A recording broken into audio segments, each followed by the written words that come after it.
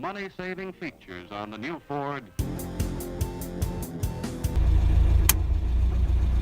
They hid in plain sight, secret old car features that once made driving smarter, safer, and strangely personal, but faded without a word. What else did we lose when cars stopped whispering their clever little tricks? Gas tanks hidden behind the license plate were the kind of clever detail that made you feel like your car was in on a secret. Tucked neatly behind a spring-loaded plate at the rear of many classic Chevrolets, Buicks, and Pontiacs, the fuel filler cap was nowhere in sight until you tilted that plate downward to reveal it. No side door, no cap sticking out of the body. It kept the lines clean, the chrome uninterrupted, and gave the car a smooth, symmetrical look. But it was more than just aesthetics. Back when full-service gas stations were the norm, attendants knew where to find it. The average driver, though, often had to be shown. It was a design trick that made every refueling feel like unlocking a secret compartment. Of course, it had its flaws. If the license plate frame got stuck or the spring weakened, you would end up fumbling with a screwdriver just to fill your tank. It also made rear-end collisions a much bigger deal, as the gas tank was now right at impact level. Eventually, designs changed and the hidden filler was phased out. But for those who remember flipping that plate down with a little snap and hearing the satisfying twist of the cap behind it, it was a small piece of magic built right into the bumper. Floor starter pedals were a piece of automotive theater long before push-button ignitions made a comeback. In many early Chevrolets and Fords, starting the engine required more than just a key. You needed to press a small metal pedal mounted right on the floor. First, you turned the ignition switch to prepare the system. Then you gave that pedal a firm tap with your foot. That action completed the electrical circuit and engaged the starter motor. It felt like you were waking the car up with your own hands, or rather, your own foot. The rumble that followed was rewarding. No silent cranks or sterile buzzes, just raw mechanical response. These systems were standard throughout the 1930s and into the early 1950s, giving drivers a sense of tactile control over every part of the car's operation. But they also came with challenges. If the pedal got stuck or shorted, you were not going anywhere. And in muddy or wet conditions, those pedals could be slippery or even dangerous. As ignition technology improved, cars moved to key-only starts, and the foot pedal disappeared. Still, for anyone who drove one of those old machines, the memory of pressing that starter with your boot and hearing the car roar to life remains unforgettable. Vacuum-operated windshield wipers were a brilliant idea, trapped by their own limitations. In the mid-1900s, many American cars, especially lower-priced models, relied on engine vacuum rather than electricity to power the wiper blades. It saved weight, cost, and complexity. But the moment you pressed the gas to accelerate, the vacuum pressure dropped, and so did the speed of your wipers. Sometimes they slowed to a crawl, other times they stopped entirely. On a rainy highway, that was not just frustrating, it was terrifying. Drivers had to learn the awkward dance of easing off the throttle just to clear their view, especially when passing trucks or turning corners. To solve this, some cars came with a vacuum booster canister to store pressure, but it only helped so much. Eventually, electric motors replaced the system altogether and became the standard across the industry. But these vacuum wipers were a reminder of how inventive and risky automakers had to be. They worked fine at idle, but the moment you needed power and speed most, they let you down. Still, anyone who grew up driving in a storm with one hand on the wheel and the other hand praying the wipers would catch up remembers that slow, haunting sweep across the glass. Under-dash tray tables were the hidden dining rooms of family road trips. In certain station wagons and full-size sedans from the 1950s and 1960s, you could pull out a sliding tray from beneath the dashboard, like a drawer in a kitchen. It was just large enough for a couple of paper plates, soda bottles, or maybe a fast food burger and fries. Families used them at drive-in theaters, roadside stops, and scenic overlooks. It was not just a feature. It was an invitation to sit, eat, and enjoy the ride without ever leaving your seat. For parents with kids, it was a lifesaver. For teenagers on dates, it was dinner with a view. The trays were made of metal or wood-grain plastic, and some even had small indentations to keep drinks from sliding off. But like many clever old car features, they eventually faded away. New safety standards, compact dashboards, and the rise of cup holders made them feel outdated. Today's cars are built for utility, not picnics. But for those who remember pulling out that tray and unwrapping a sandwich with the radio humming and the engine cooling down, it was one of those small joys that made the car feel like more than just transportation.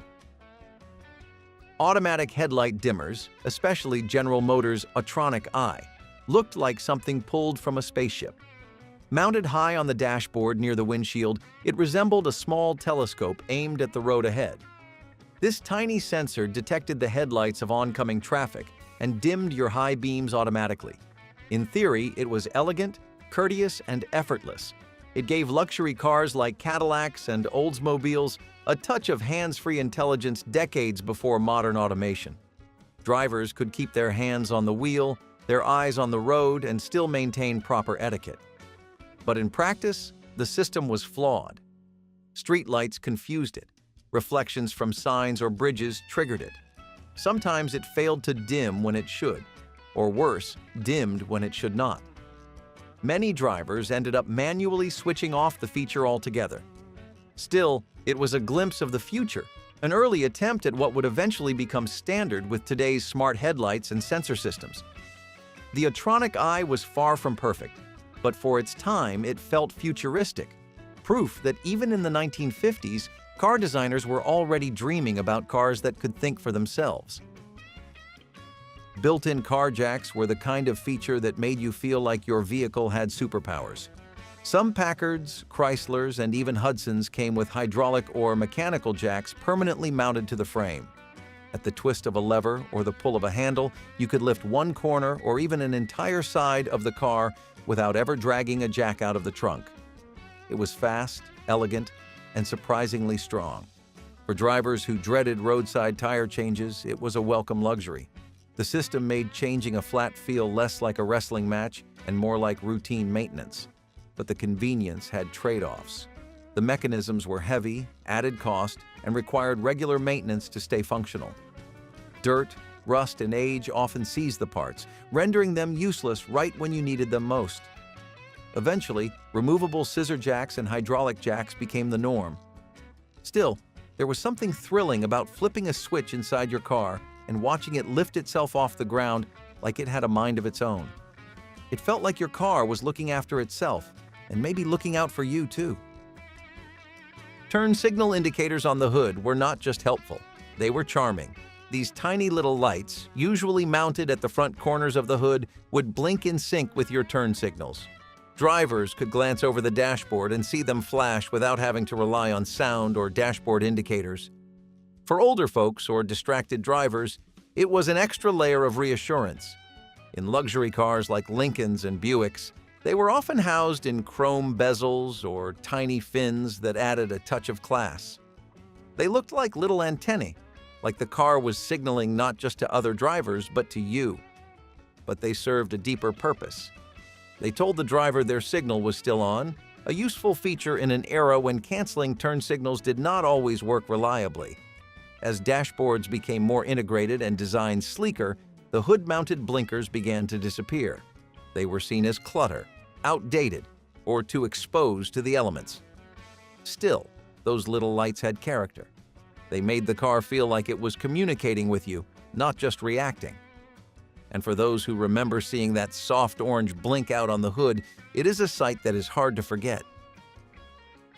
Transmission lockout reverse gears were the muscle car's quiet bodyguard. Built into high-performance cars like the Pontiac GTO, this mechanism prevented drivers from accidentally shifting into reverse while cruising at high speeds. On the surface, it seemed like overkill, but it was absolutely necessary.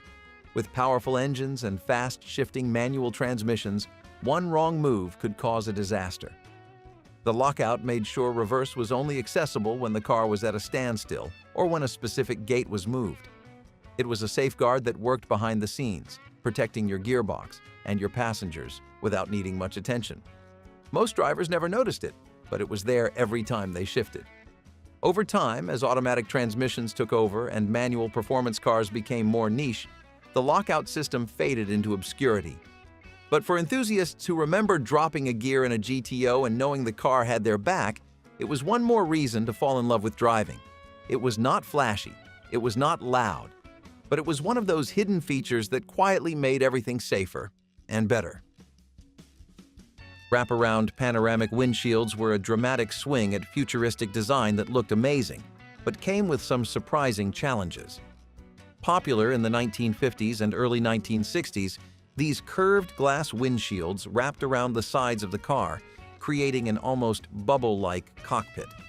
They gave cars a wide, open view of the road and enhanced that jet-age space race aesthetic that defined the era. To look at them was to imagine flight. But to drive with them? That was a different story. The extreme curves created glare.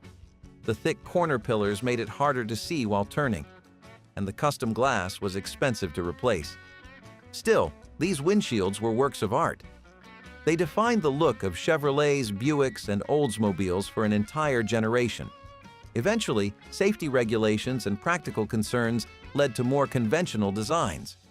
But the wraparound windshield remains an icon of mid-century design, a time when cars were bold, futuristic, and not afraid to push the limits, even if visibility suffered a little in the name of style. Swiveling sun visors with vanity mirrors were small touches that felt luxurious long before touchscreen dashboards took over. These visors were not just for blocking the sun straight ahead. They could rotate to the side, follow the light, and even flip down over your side window. In premium models, they included lighted vanity mirrors with sliding covers, often on both the driver and passenger side. For drivers, it meant comfort and control. For passengers, it meant a quick glance and a touch-up without fumbling for a mirror. In convertibles and coupes, the feature added style and function all at once. The lights were soft, the covers clicked into place with satisfying precision, and everything felt just a little more thoughtful. Over time, cost-cutting and simpler interior designs reduced these visors to basic panels with minimal features. But back then, it felt like your car anticipated your needs, whether you were trying to see the road or check your lipstick. A small, elegant nod to the idea that every detail mattered. Foot-operated high-beam switches were one of those subtle features that felt so natural you barely noticed it, until it disappeared. Before turn signal stalks took over the dashboard, your high beams were controlled by a small metal button positioned on the floor near the driver's left foot. Press once to activate, press again to turn it off. It was easy, it was mechanical, and it kept your hands on the wheel. For decades, this was the standard in American cars, especially throughout the 1940s, 1950s, and 1960s. Drivers developed a rhythm with it, especially during long night drives down dark highways. Tap, tap, adjust. You could even flash your brights with a gentle nudge of your boot. But the location had its flaws. If you tracked in snow, mud, or water, the switch could get stuck, rusted, or short out. Sometimes it would fail entirely in winter, leaving you fumbling in the dark. As car interiors became more tech-heavy and ergonomic, automakers moved the switch to the steering column, giving way to stalks with multiple light settings. Still, for those who learned to drive in an era when your foot controlled more than just the pedals, the memory of that click under your heel remains. It was a feature that made night driving feel a little more interactive, a little more connected. You did not just steer, you orchestrated. Locking spare tire compartments were a clever solution for cars that wanted both style and security. In many full-size cars from the 1960s and even into the early 1970s, the spare tire was not just tossed in the trunk, it was hidden. Some models had a vertical hatch along the rear bumper. Others tucked the tire sideways into a cavity behind the trunk liner or wheel well. But what made it special was the locking mechanism. You needed a key, or sometimes a latch inside the car, to access the spare. It was one more barrier between your valuables and a thief. Back then, spare tires were full-sized, mounted on steel rims and worth protecting. Flat tires were common, and roadside thefts were real concerns. Locking the spare gave drivers peace of mind. But as compact spares replaced full-sized ones and trunk layouts changed, the idea faded. Tire foam and roadside assistance became the new standard. Still, the locked compartment was a reminder of a time when every part of the car was engineered with both form and function in mind. And if you ever had to pop open that hidden panel with a worn key on a rainy shoulder, you remember how oddly satisfying it felt to retrieve your tire from a secret vault behind the trim. Under-seat heater vents were a quiet revolution in cold weather comfort. Long before climate control systems and dashboard vents dominated, some American cars in the 1940s and 1950s directed warm air right where it mattered most, your feet. Instead of blowing heat from the dashboard or windshield, these systems routed the air under the front seats. It was a simple design that worked remarkably well. The vents would warm up quickly and blanket your legs in heat during frigid winter drives. In cars without insulation or powerful heaters, this focused warmth was a blessing. It gave the illusion of a cozy cocoon, even when outside temperatures were brutal. Passengers loved it, especially those riding in the back seat, who normally got the worst of the airflow. The warm air rising from beneath made the whole cabin feel more evenly heated. But like many good ideas, it eventually faded away. As ventilation systems became more advanced and required more ductwork behind the dash, under-seat heaters became less common. Modern designs favored dashboard and console vents for simplicity and styling. Still, anyone who rode in a car that toasted their toes from below knows how luxurious it felt in its own quiet way. It was old-school ingenuity, right at your feet. Car radios with reverb options were part musical experiment, part marketing flair, and totally unforgettable for those who heard them. In the 1960s, some higher-end American cars, especially from brands like Ford and Chrysler, offered radios with built-in reverb effects. The idea was to recreate the acoustics of a concert hall inside your car. Turn the knob, and suddenly the music gained depth, echo, and a kind of floating delay that made it sound bigger than life. It was particularly popular for listening to crooners or surf rock. The guitar twanged, the vocals shimmered, and everything felt just a little more cinematic. But the system had quirks. The reverb box, often mounted in the trunk or under the dash, relied on springs to create the effect. Hit a pothole or slam the brakes, and the springs would rattle, creating a strange boing or crash in your favorite song. Still, for those chasing premium sound before cassettes and CDs, it was a luxurious upgrade. Eventually, as stereo systems and digital audio took over, the reverb feature faded away. But for a brief moment in car audio history, drivers were not just playing music, they were performing it inside a mobile echo chamber. Fender-mounted mirrors with interior adjustment stalks were a clever fix to a practical problem, and a striking design statement. In the 1940s and 1950s, side mirrors were not mounted on the doors. They were placed far out on the front fenders, close to the headlights. It looked stylish and kept the driver's field of vision wide open.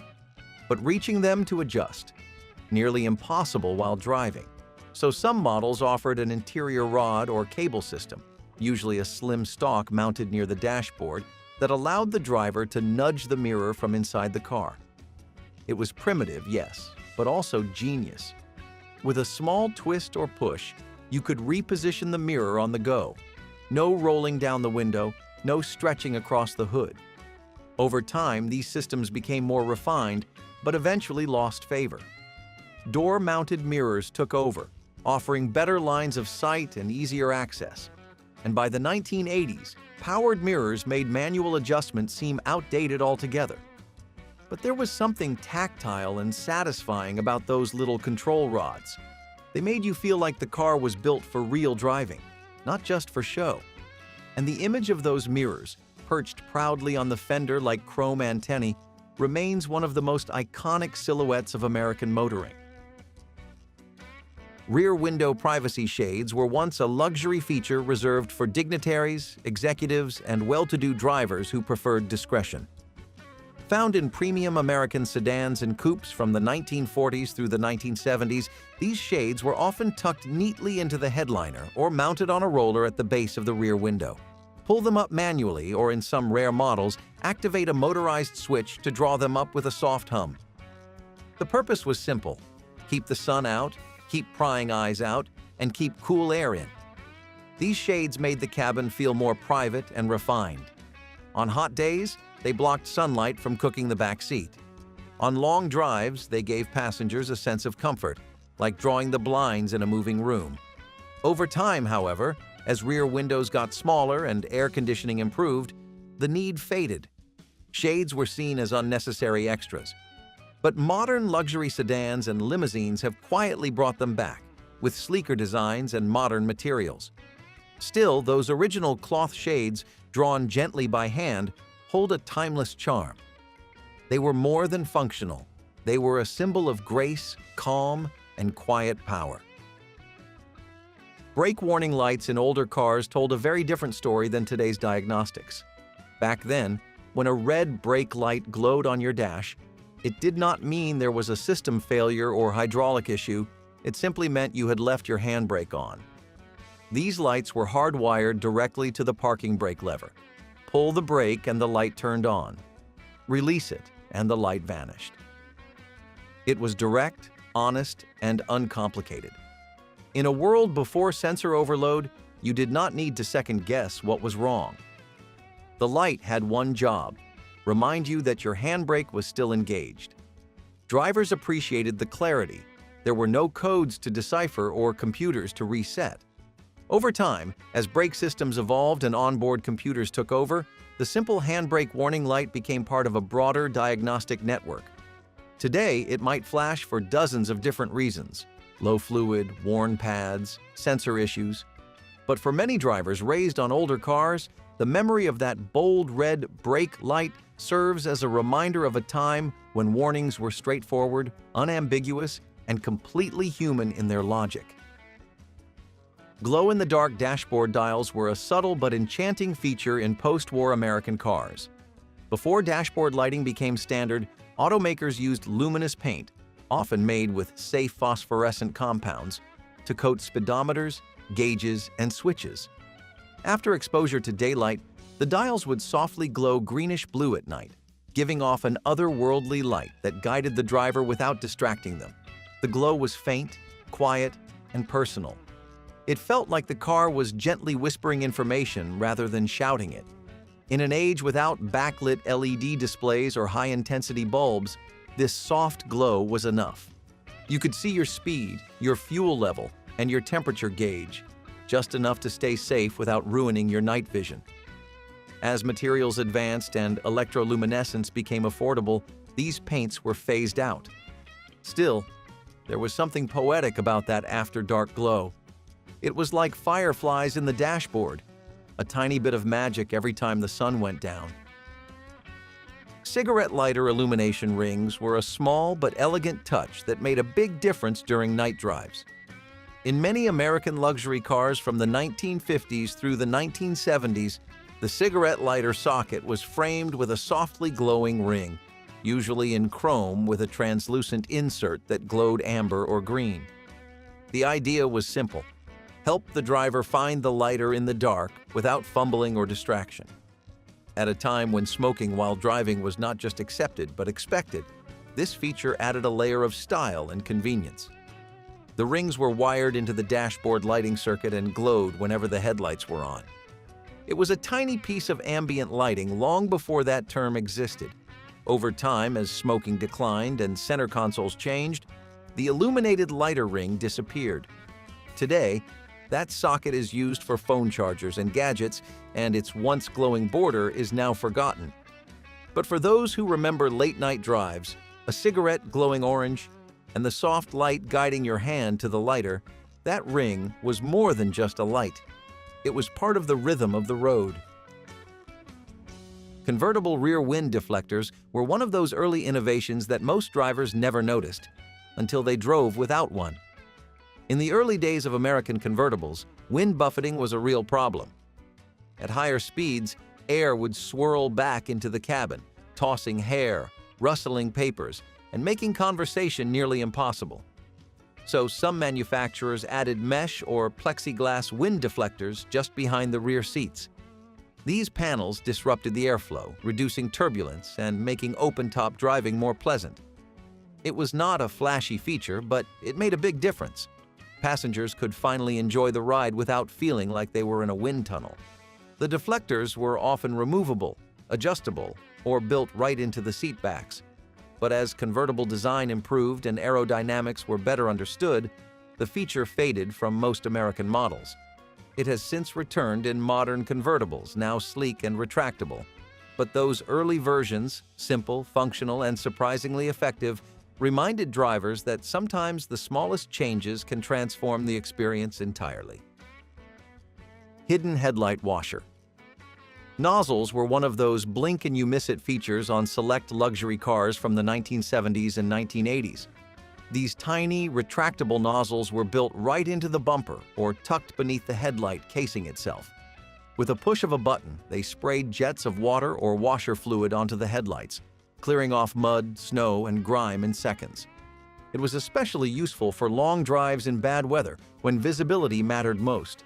Drivers of models like the Mercedes-Benz S-Class or certain Cadillacs would activate it before pulling into a driveway, ensuring their headlights looked spotless and sharp.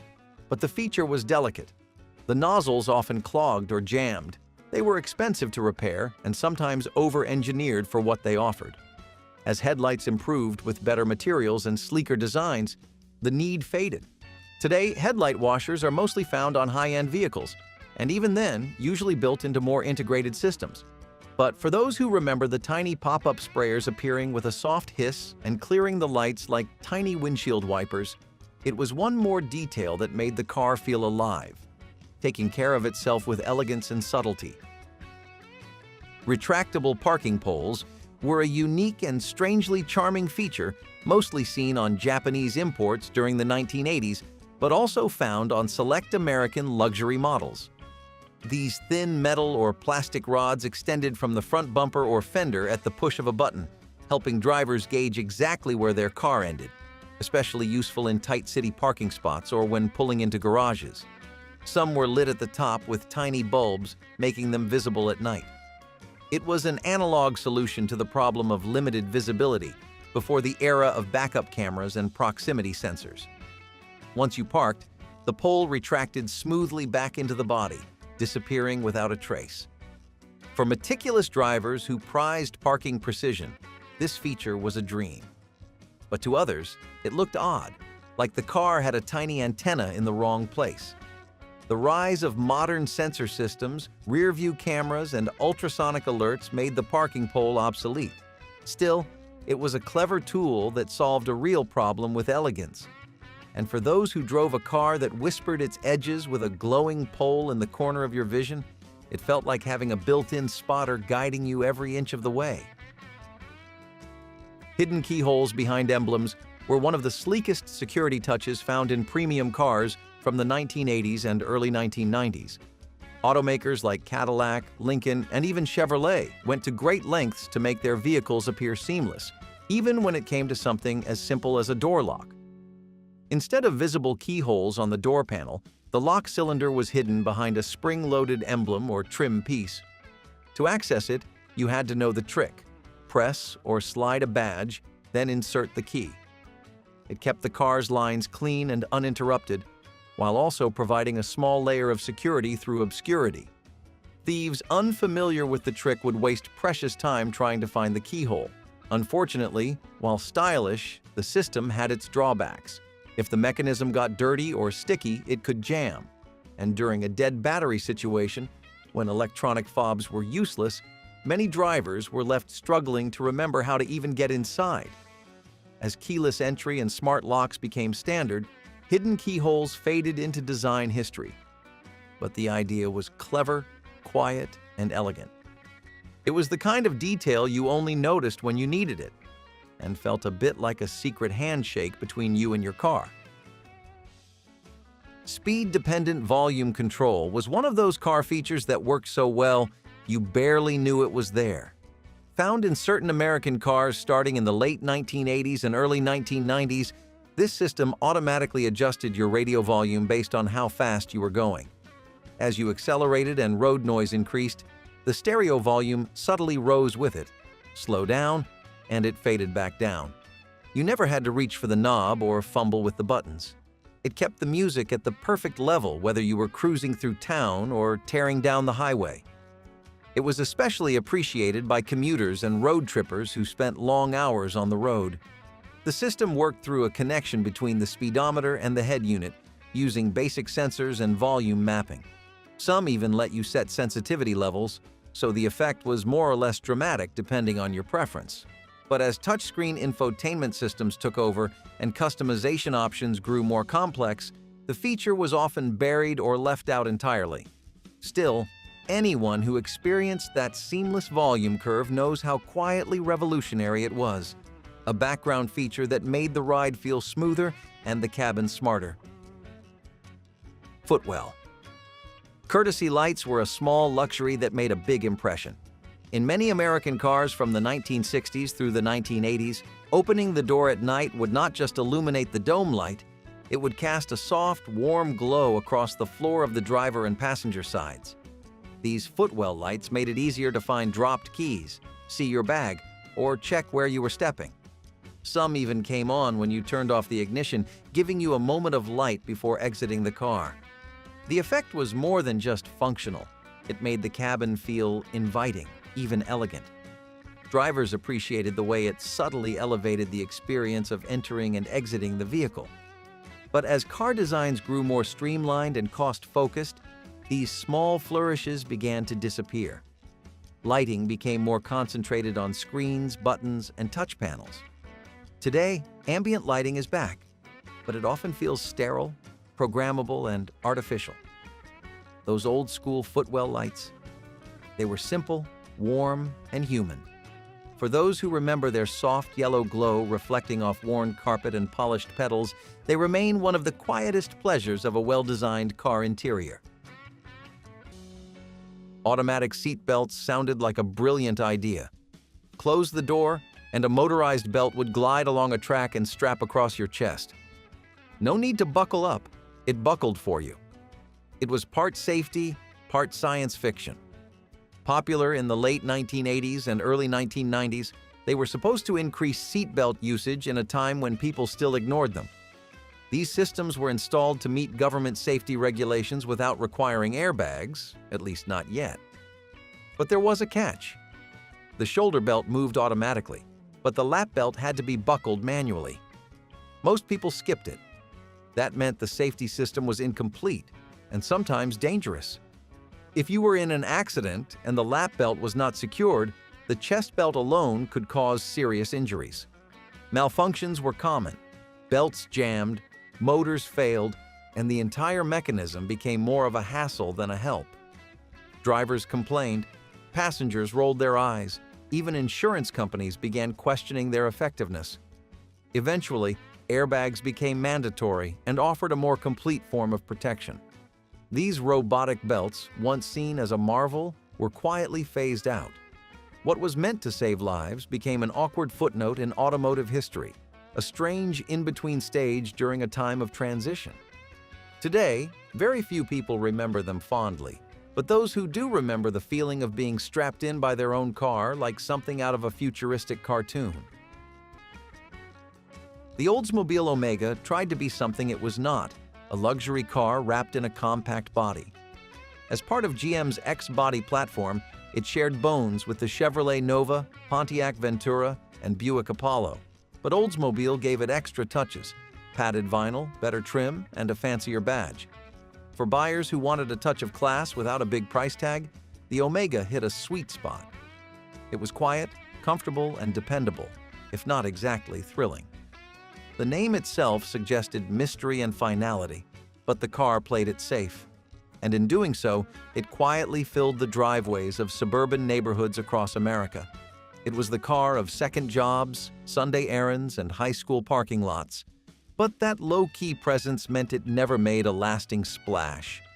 By the end of the decade, newer designs and more exciting options made it easy to overlook. Yet for the people who drove them, the Omega was steady and familiar. It may not have wowed the world, but it never needed to. The 1987 Cadillac Alante was a high-stakes gamble meant to take on the world's best luxury roadsters. Designed in Italy by Pininfarina and airshipped to the United States for final assembly, the Alante had the pedigree, the style, and the marketing budget of a superstar. But what it did not have was execution. Under the hood, it ran on a front-wheel drive Cadillac platform and was powered by an engine that could not match the car's price tag or visual promise. The ride was stiff, the electronics were unreliable, and the digital dashboard was ahead of its time in all the wrong ways. It was not just overpriced, it was outgunned. For the same money, buyers could get a Mercedes-Benz SL with proven reliability and rear-wheel performance. Cadillac tried to sell the Alante as a fusion of European style and American comfort, but what buyers got was an awkward hybrid that was neither comfortable enough nor sporty enough. Sales were sluggish, repairs were costly, and every attempt to revise or improve the model came too late. In the end, the Alante became a luxury car that chased a dream but never caught it. It was supposed to put Cadillac back on the map. Instead, it became a dot on the side of the road. Dashboard clocks that needed winding were a relic from a more hands-on era. Built right into the dash, they looked like miniature wristwatches with little crowns for adjusting time. These clocks did not rely on electricity or batteries. They ran on gears, springs, and your effort. Drivers would wind them every few days, turning the knob with care, making sure the ticking stayed steady. It was one more small responsibility, like checking oil or adjusting mirrors. But the clocks often lost time. A minute here, a minute there, until suddenly you were 5 minutes late. In winter, they slowed down. In summer, they sped up. But people kept them wound anyway. Because it felt right. It felt civilized. Like your car was not just a machine, it was a companion that needed attention. Eventually, electric clocks took over, then digital ones. And now, most people just glance at their phones. But there was something about seeing the second hand sweep across that tiny face, set into polished wood or chrome, that made a car feel alive. A winding clock was not perfect, but it was personal. A little ritual in a dashboard full of knobs and gauges. The Buick. Skyhawk did not scream for attention, but maybe that was the point. When it arrived in the mid-1970s, it aimed to blend European inspiration with American sensibility. It was compact, cleanly styled, and powered by a V6 engine that offered decent pep without guzzling fuel. For Buick, a brand long associated with larger sedans and older buyers, the Skyhawk was something different. It targeted the young professional, the first-time buyer, or anyone who wanted a car that felt a little more modern without breaking the bank. It was not flashy, but it was practical. It had sharp lines, bucket seats, and just enough style to stand apart without being loud. But the Skyhawk's quiet charm worked against it in the long run. It never made a big splash, and when new models and designs arrived, it was quickly forgotten. Still, for those who drove one, it represented a turning point. It was the bridge between tradition and modernity, between the wide-bodied beasts of the past and the sleeker designs of the future. It came and went without much noise, but left a soft, memorable echo. Underdash record players were Chrysler's ambitious attempt to bring vinyl records to the road with a feature called Highway Hi-Fi. It sounded like something out of a dream, your favorite records spinning beneath the dash while you cruised along the highway. But dreams and potholes do not mix. The idea debuted in the mid-1950s, promising a premium music experience that went far beyond the crackle of AM radio. The system used special 7-inch records with longer playtimes, designed specifically to handle some of the road's roughness. But even with heavy tone arms and spring-mounted players, bumps and vibrations still caused skipping. Changing records while driving was a safety hazard in itself, and the whole setup took up valuable space under the dashboard. Add in the fact that you could not play regular LPs, and you had a system that was both limited and fragile. It did not take long for tape players and eventually compact discs to offer better alternatives. Today, the Highway Hi-Fi is a charming relic, part of a brief moment when we tried to blend old-school sound with the freedom of the open road, one wobbling record at a time. The 1985 Peugeot 505 arrived in the United States with high hopes and French flair, but quickly found itself out of step with the American market. It was a comfortable car with a soft ride, rear-wheel drive, and even an available diesel engine. It had luxury appointments, stylish lines, and a quiet sophistication that appealed to a niche audience. But the moment things went wrong, and they often did, ownership became a nightmare. Parts were hard to find, dealerships were few and far between, and mechanics unfamiliar with the car often made matters worse. The diesel variant was especially slow and noisy. Electrical gremlins haunted the dashboard, and reliability just never measured up to the competition. In Europe, the 505 had a decent following. But in America, it was too fragile for long road trips and too obscure for easy maintenance. Peugeot tried to market it as a sophisticated alternative to BMW and Mercedes, but it lacked their polish and brand power. In the end, the 505 faded away, along with the entire Peugeot brand in the United States. It was not the worst car of the decade, but it was one of the most misplaced. A European suit in an American garage with a broken zipper. Chain steering wheel locks were the brute force solution to a problem that kept growing: car theft. Before smart keys, chip-based immobilizers, or GPS tracking systems, people relied on cold, hard steel to protect their vehicles. These devices were simple: a long, heavy metal bar or chain that attached across the steering wheel and locked into place. Some versions also connected to the brake pedal or seat frame, making steering virtually impossible unless removed. The most iconic of these devices was the club, which exploded in popularity during the 1990s. People would snap it on with a loud click, pocket the key, and walk away knowing that even if someone hot-wired their car, they could not get far. It was not elegant, it was not high-tech, but it worked. Still, these devices had flaws. They were clunky and could scuff or damage the steering wheel. The keys were easy to lose, and clever thieves eventually found workarounds, sawing through the steering wheel, freezing the lock mechanism, or simply being faster and more determined. But for years, these bars were a deterrent that gave drivers peace of mind. Today, cars come equipped with alarm systems, encrypted key fobs, and apps that can disable your car remotely. But in the days before digital security, there was nothing quite as reassuring as the cold, metallic barrier across your steering wheel, a symbol that you were not making it easy for anyone. The Pontiac Ventura Sprint was a quiet sibling in a family of loud legends. While the GTO stole headlines, the Ventura Sprint offered a more affordable, down-to-earth thrill. With sporty stripes, chrome accents, and bucket seats, it looked fast even when parked. It shared its bones with the Chevrolet Nova, but wore Pontiac's badge with pride. Young drivers who wanted flash without breaking the bank saw something special in the Sprint. It came with a range of engines, including a V8 that gave it real bite. It was not a muscle car by name, but it carried muscle in its attitude.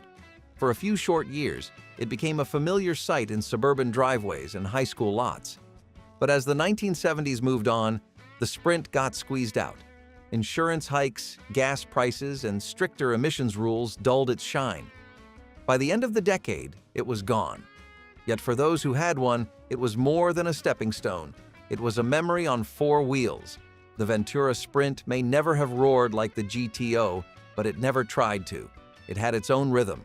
And sometimes, quiet confidence leaves the deepest impression. The 1971 Buick GSX Stage 1 was the kind of muscle car that wore a tie to the fight and still knocked you out in the first round. Buick had a reputation for smooth, luxurious rides, cars built for long cruises and quiet comfort. But the GSX flipped that script without tearing it up. Under the hood sat the Stage 1 455 cubic inch V8, a torque-heavy powerhouse that quietly outperformed some of the loudest names in the game. With well over 500 pound-feet of torque, it could flatten your spine at a stoplight. Yet it did all this without screaming for attention. The GSX came in two standout colors, Saturn Yellow and Apollo White, both with bold racing stripes, rear spoilers, and blacked-out grills. It looked sharp, not showy. Inside, it was all Buick. soft bucket seats, full instrumentation, and just enough wood trim to remind you that you were not in a stripped-down street racer. But when you dropped the hammer, everything changed. It was fast, refined, and completely intimidating when it needed to be. The GSX Stage 1 did not need gimmicks. It was a high-class assassin on wheels. Today, it is remembered as one of the most underrated muscle cars of the era. It proved that luxury and performance were not opposites, and that a little elegance could still tear up the pavement when the time was right. Sometimes the real threat is the one that stays quiet until you are already in the rear view. Headlight dimmer sensors in the 1950s felt like something out of a futuristic comic book. Introduced by Cadillac and marketed as a premium luxury feature, these sensors were among the first automated systems built into cars. Mounted on the dashboard, a tiny phototube sensor would detect the headlights of oncoming vehicles and automatically dim your high beams. No need to reach for a switch. No need to take your hands off the wheel. Just smooth, courteous driving, at least in theory. The promise was elegance and safety rolled into one. But reality often lagged behind. The sensors were primitive by today's standards. Some were overly sensitive and dimmed at the wrong time. Others were not sensitive enough and failed to react. Reflections from signs and bright city lights could confuse the system, and many drivers found themselves constantly overriding it manually. Still, it was a bold idea, one that hinted at what cars would someday become. The technology may have been clunky and unreliable back then, but it laid the foundation for today's advanced driver assistance systems. Modern vehicles now boast headlight automation powered by sensors, cameras, and computers with much greater accuracy and efficiency.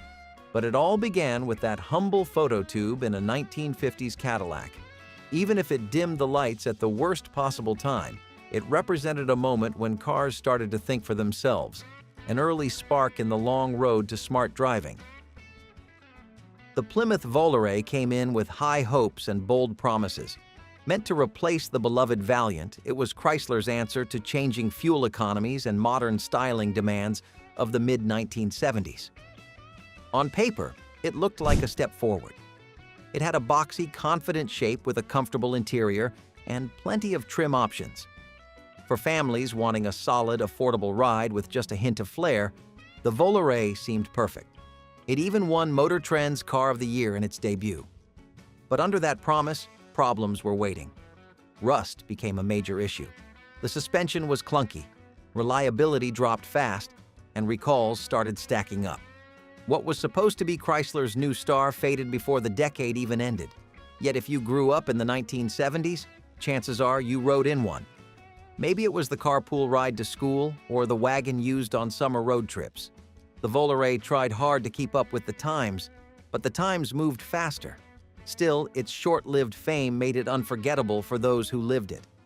A memory boxed in steel and chrome, long gone but never fully erased.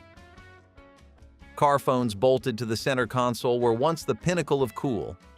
In the 1980s and early 1990s, having a phone in your car was not about convenience, it was about status. Businessmen, real estate agents, and flashy socialites all wanted one. They were heavy, bulky, and often connected by thick, coiled cords. The phone itself looked like a miniature brick with an antenna sticking out the top, mounted in the middle of the car like it was a throne. These phones rarely worked well. Calls dropped constantly, and signal strength was unreliable unless you were in a major city. The cost was outrageous too, with installation fees, monthly charges, and per-minute rates that made even a short call feel like a luxury. But that was the point. It was never really about the conversation. It was about being seen. Pulling up in traffic with one hand on the wheel and the other holding a car phone? That was the move. It screamed success. But like most tech trends, it faded fast. As mobile phones became smaller, cheaper, and more powerful, these bolted-down relics looked downright primitive.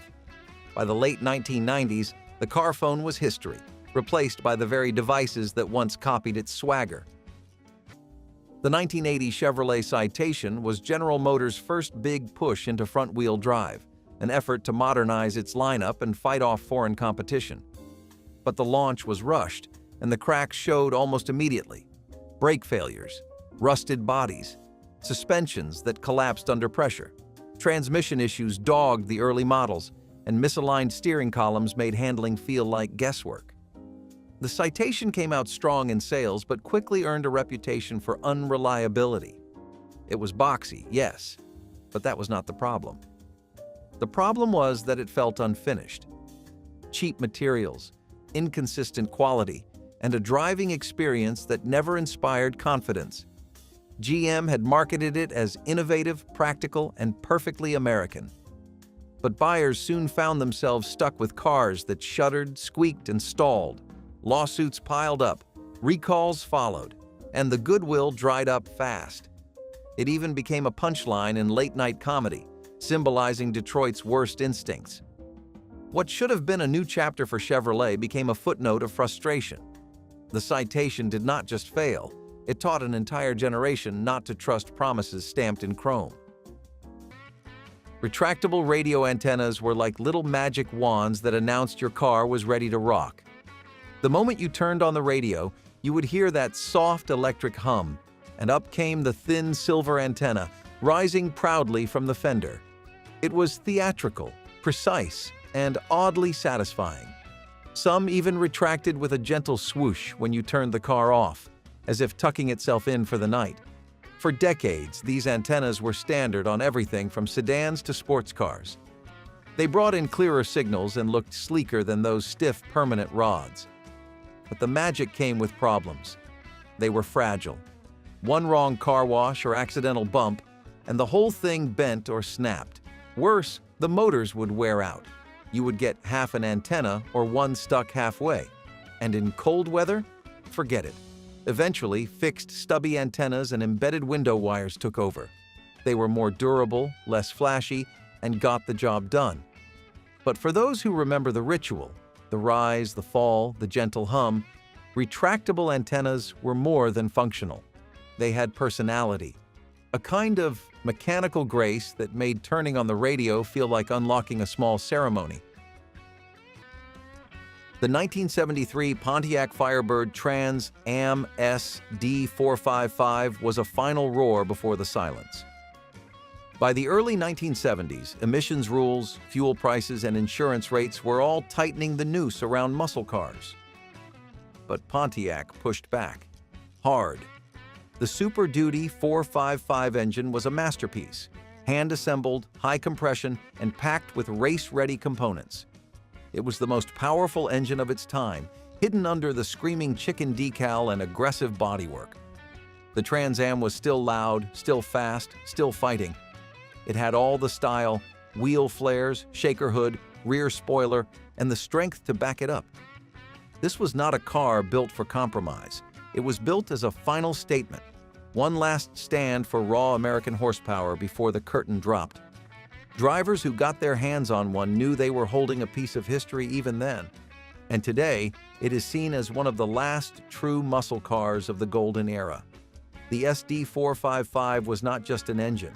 It was a farewell letter written in burnt rubber and roaring exhaust. The Chevrolet Vega had everything going for it. On paper, it was small, stylish, and exactly what American drivers were starting to want in the early 1970s. Fuel prices were rising. Imports were gaining ground. And here came the Vega, ready to prove that Detroit could build a compact car with style. Its long hood, clean lines, and two-door hatchback made it a real head-turner. It even won awards. But the problem started early.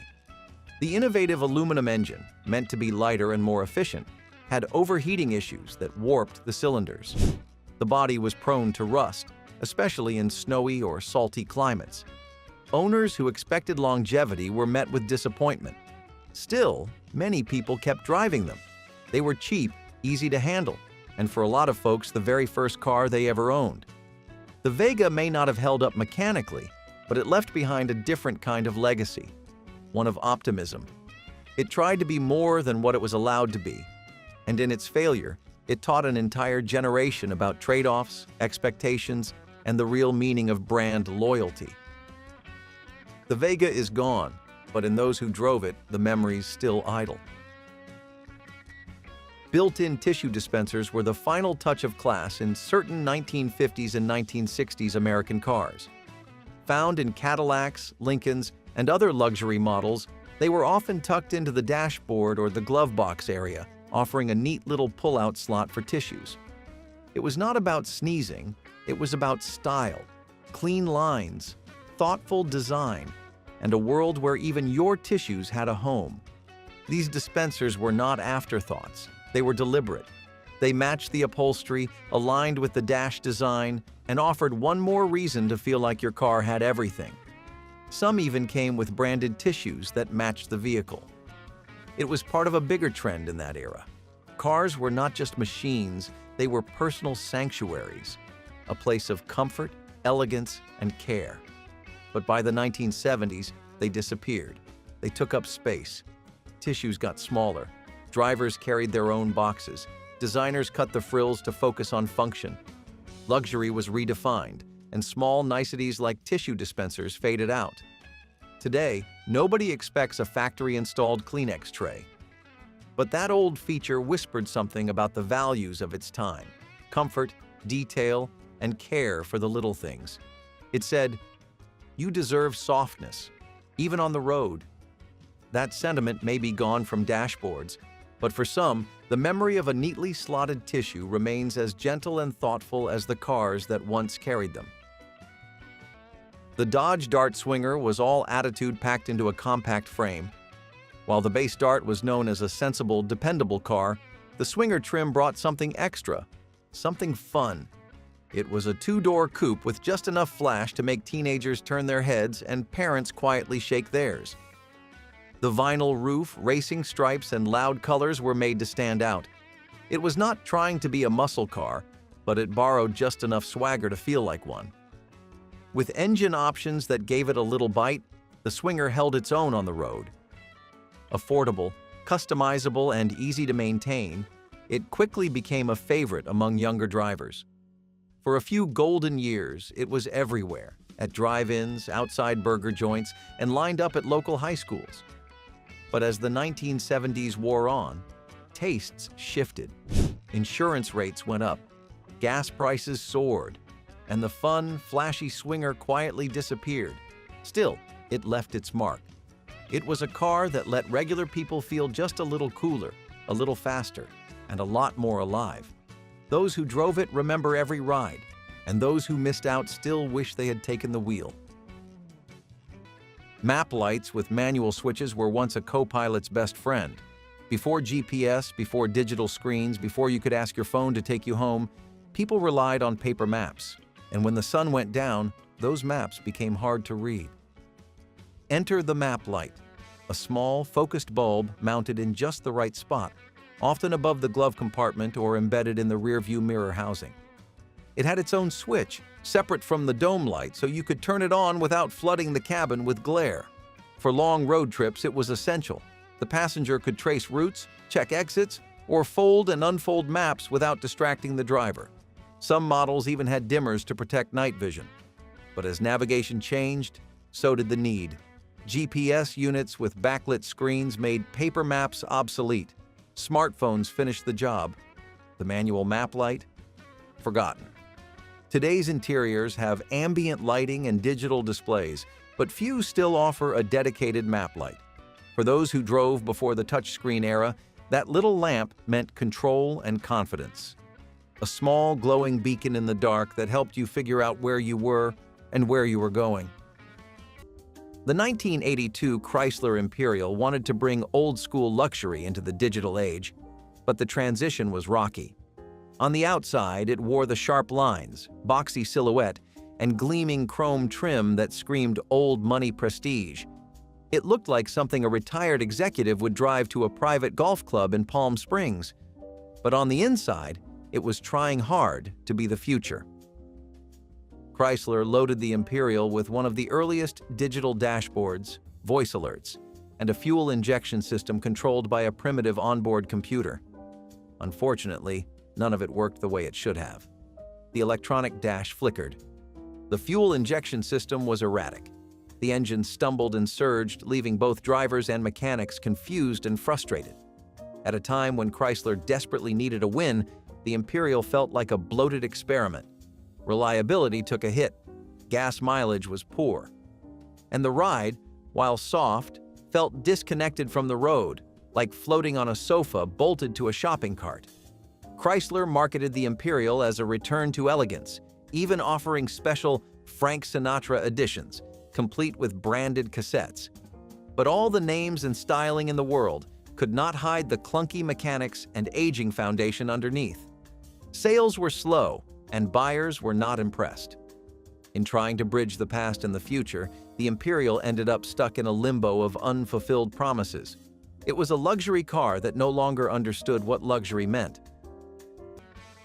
Bench seats in the front row were the living room couch of the road. Wide, padded, and built for togetherness, they could seat 3 people across without fuss.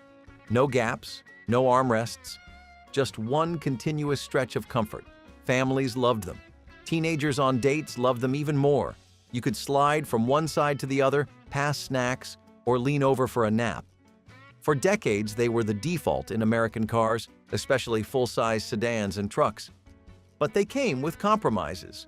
No real support for curves or bumps, no cup holders, no space for fancy tech.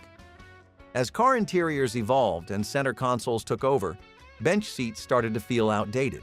Safety standards also demanded separate seat belts and airbags for every passenger, which bench seats struggled to support. Slowly, they disappeared. Today, you will only find them in a handful of trucks, and even those are becoming rare.